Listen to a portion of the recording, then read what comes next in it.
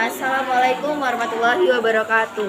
Yang terhormat kepada Abi Hanif dan Umi Ida selaku pengasuh pondok pesantren Super Kemla Rabin Hida. Yang terhormat kepada Mas Amik, Mas Awani, Zara Niria dan Ning Kamila. Dan yang terhormat kepada Jajam Purus dan kepada Mbak Tua, Mbak Zua, Mbak Rafi, Mbak Amel, Mbak Rifki sebagai Menteri PTM Jinasi. Yang terhormat kepada orang tua saya di rumah, semoga saya selalu dan panjang umur, amin ya rabbal alamin. Dan kepada teman-teman saya cintai dan banggakan. Di sini saya perkenalkan terlebih dahulu, nama saya Kartika Amelia Permatasari. Saya dari kelas 10 MA Al-Quran Rabin Hida akan menjelaskan tentang bab ketiga tentang kitatiyan.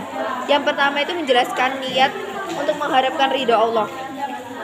Yang pertama, kita itu harus dalam mencari belajar Al-Quran atau kita mengajarkan murid secara qiraah, itu kita harus mencari ridho Allah agar kita tuh harus meniatkan hati kita. Jadi itu kita tuh harus takkan hati kita taat kepada Allah agar kita tuh dekat dengan Allah, seperti itu.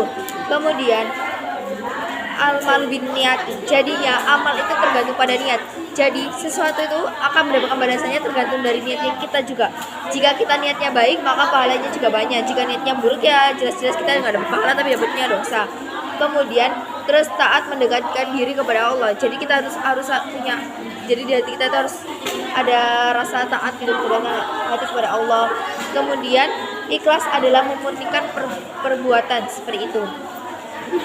Yang ketiga adalah tidak harap hasil dunia. Jadi pada para mukri itu adalah orang yang mengajarkan qiraah pada seseorang yang belajar qiraah. Yang pertama itu tidak niat menikmati niat kayak hasil duniawi, nggak boleh kayak gitu, karena itu hanya bersifat sementara. Jadi yang kekal itu hanya di akhirat saja. Kalau diri semuanya di dunia itu semuanya bakalan hilang.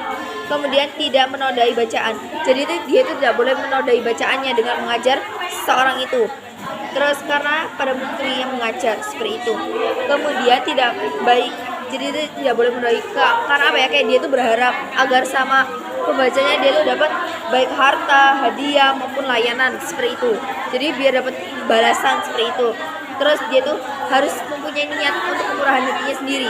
Jadi nggak boleh dalam niatan dia tuh biar terus kalau dia tuh nggak boleh, mukri itu nggak boleh marah ketika korinya itu dia itu nanti berpindah ke guru yang lain, itu nggak boleh marah.